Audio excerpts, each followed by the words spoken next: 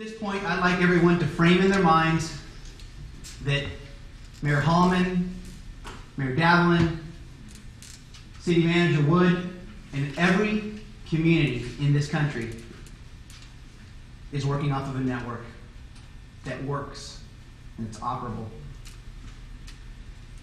This is the first stage of empowerment for a community. As the slide shows you, clearly this is the next generation of your staff that is challenging the accepted ways of doing things in the business world today. I was shocked that the Financial Times would have a section titled Digital Business, and its 20-page spread was dedicated to how business environment's going to change, and it's going to be led by the MTV generation. Forgive me, but we're not the users of this network. The users of this network are this little gentleman right here, who's going to change the way we view things. So how do these people think?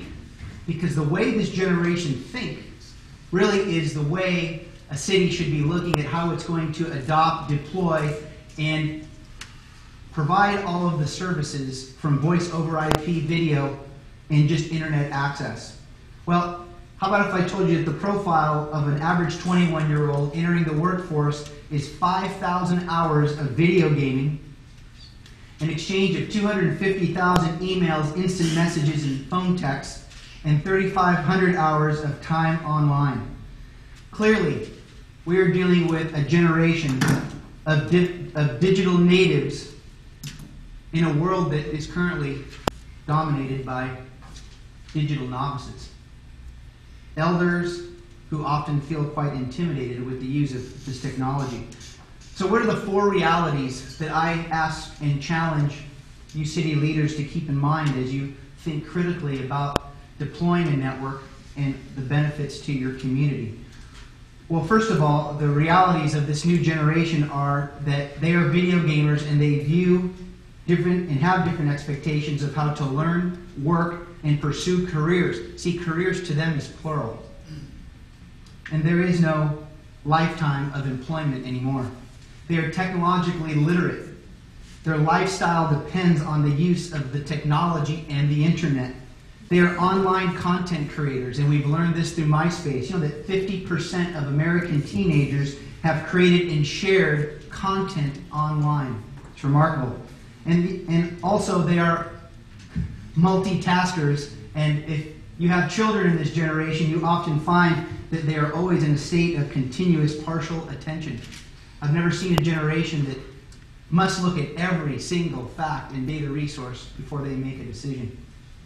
So what does this have to do with municipal wireless networks? Well, first of all, they're the future of how cities will convert themselves into fully integrated digital brand communities, and how our leaders make decisions moving forward in understanding the capability requirements of the network and the relative need for governance and the business community is critical. How does the world today define a digital community? As I said from the very beginning, there's a language that is being created in this movement, and we almost become quite familiar with it if we are to engage properly.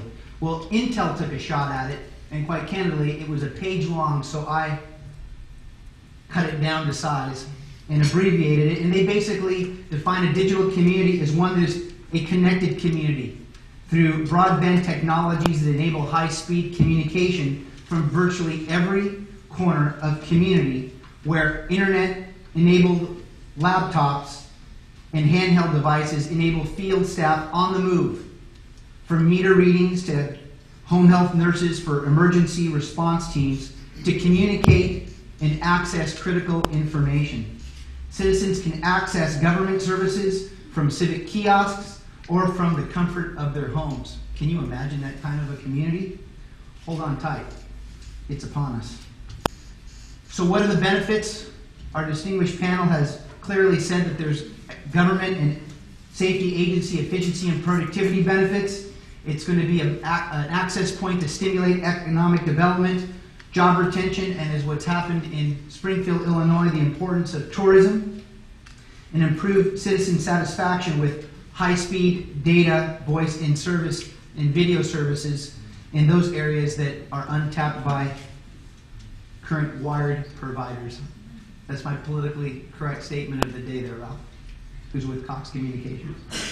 So according to the American Small Business Travelers Association, they identified 4 core areas that's important to local business and city leaders when it comes to evaluating a network. Number 1 is mobile workforce efficiency, and we've talked about the importance of email and voice over IP or internet phone. 2 is e-commerce. They find the system to be valuable in allowing small businesses to conduct business over the internet. Of course, public safety, we've addressed that. And this one I found quite interesting, and if you're a business owner, you could appreciate this: the asset management and maintenance benefits, video surveillance, theft prevention, and the monitoring of vending machines for efficiency in emergencies. So where does this lead us today? It's quite powerful. The Wireless City conducted a survey with families across Orange County in all 34 incorporated cities, and the findings were astounding. 75% of respondents noted that the importance for them to have a network is to strengthen community safety. When this finding came about, we stepped back and said, how are we going to educate city leaders on the importance of this network, and what's going to fuel action? What is going to fuel a sense of urgency for them to engage with service providers and understand the power of what this network provides? This is when we sought out the services of Denise Brown, as you know, a very courageous woman who has been at the forefront of building prevention awareness against domestic violence for 12 years. In fact, Denise was involved and supported the Call to Protect program that was spearheaded by Motorola and CTIA Wireless. Later today, Denise will share with you her innovative community safety network that will be supported through our portal that will literally transform the way people engage with city leaders to prevent crimes in our communities. So how much do city residents know about this movement? Hold on, because these facts are startling, and as far as I'm concerned, some of the most important facts that you can walk away with today. Over 1,000 citizens were engaged with our survey between the ages of 18 and 55. And can you believe that only 31% of our MTV generation understands anything about the network? How about if I told you that when they had a response, their knowledge has been acquired through what they've read in trade journals, newspapers, and magazines. And as we all know, sometimes those resources provide you half the truth. We clearly have an educational problem at the community level, and it is our objective to spearhead a greater amount of awareness for the community, because clearly a movement like this changes people's lives.